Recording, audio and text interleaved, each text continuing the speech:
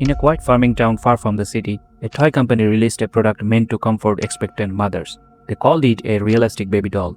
The dolls were vague to feel real. Their skin was warm to the touch. Their eyes reflected light almost naturally. Companies claimed the dolls helped mothers practice bonding before childbirth. Thousands of women at least bought one. One family bought it while waiting for their first child. At first, nothing seemed wrong. The dolls sat quietly in cribs, on couches, in rocking chairs. It didn't speak, it didn't move, it didn't make a sound.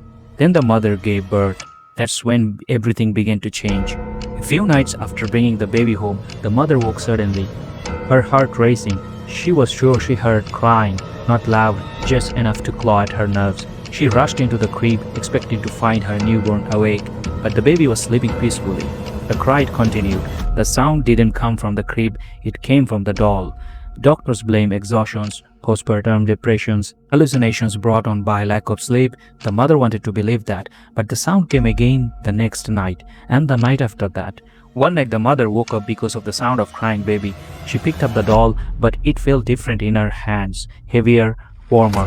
Because it was so realistic, she had an idea. She thought maybe it needed to be treated like a baby. Rocking the doll made the sound fade. For a few nights, that was enough. Then the crying returned. Rocking chairs didn't work for long. The mother started hating the doll. She was so tired, so desperate. The sound burrowed into her mind, echoing even when the doll was silent. Each night it took more effort to make it stop. Neighbors began to notice things. Lights on at strange hours, curtains are always closed, the rocking chairs moving late into the night. Sometimes there were dull, heavy sounds, repeatedly, then silence. One night the neighbor called the police to report a child abuse. When officers arrived, the house was quiet. Inside they found the blood remains of infants smeared across the walls and the floor, and the mother sitting on the floor gently rocking a baby-shaped doll wrapped tightly in a blanket. Her face was calm, empty, and peaceful.